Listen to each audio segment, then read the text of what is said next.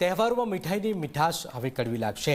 ખાંડ, ડ્રાયફ્રૂટની સાથે ગોળના ભાવમાં પણ વધારો થયો છે। ગોળનો કિલોનો ભાવ 90 રૂપિયા પર પહોંચ્યો છે। પ્રતિ કિલો ગોળના ભાવમાં 15 રૂપિયાનો વધારો છે। મહારાષ્ટ્રથી ગોળની આવક ઘટી છે। દિવાળી સુધી ભાવ વધવાની પણ શક્યતાઓ વ્યક્ત કરવામાં આવી રહી છે। તહેવારો સમયે ખાંડ સાથે ડ્રાયફ્રૂટ અને સાથે ગોળના ભાવમાં વધારો થયો છે।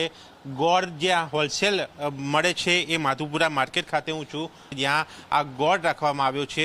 અત્યારે જે પ્રકારે આ ભાવ વધ્યો છે, સીધી રીતે એ બજાર ઉપર અસર અને એ ગ્રાહકી ઉપર અસર જોવા મળી છે। અલગ અલગ ગોળ જ્યારે મળતા હોય ત્યારે એમાં શું ભાવ છે, કોઈ ફેર છે કે નહીં, શું બજાર અત્યારે ચાલી રહ્યું છે, કેટલો ભાવ વધારો ક્યારથી થયો છે?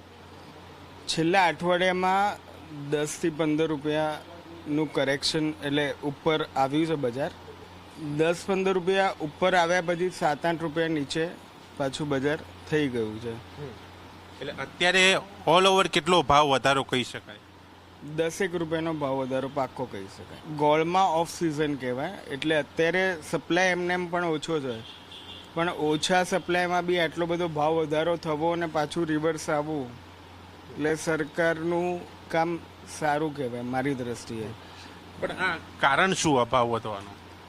મિલો પાસે ખાંડ ઓછી છે, તો ખાંડ ઓછી છે એના કારણે ખાંડના જેવા ભાવ ઉંચકાયા। એની પાછળ આ બી એનું સબસ્ટિટ્યૂટ છે, તો આમાં પણ ભાવ ખાંડની પાછળ ગોળમાં પણ એટલા વધ્યા। થોડી ઘણી અસર 25-30% અસર છે ગ્રાહકો પર, પણ ધીરે ધીરે મારા ખ્યાલથી સ્ટેબલ થઈ જશે એટલે વાંધો નહીં આવે। પણ ઓવરઓલ હવે 70-75 રૂપિયાનો ભાવ લગભગ ગોળનો હું જોઈ રહ્યો છું। દિવાળી સુધી તો આવું રહેશે। દિવાળી પછી નવું પ્રોડક્શન સ્ટાર્ટ થાય ને એ કેટલું ઘટીને આવે એના પર છે।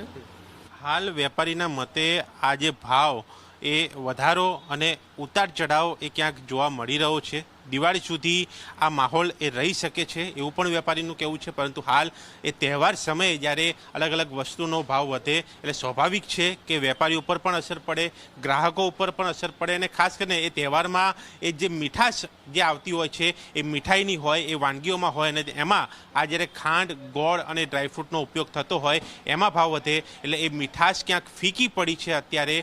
ત્યારે લોકો પણ રાહ જોઈ રહ્યા છે કે એ ભાવ ઘટે, એ ફિકાશ દૂર થાય, એ મીઠાશ પરત આવે અને સામાન્ય જનજીવન એ બનતું થાય।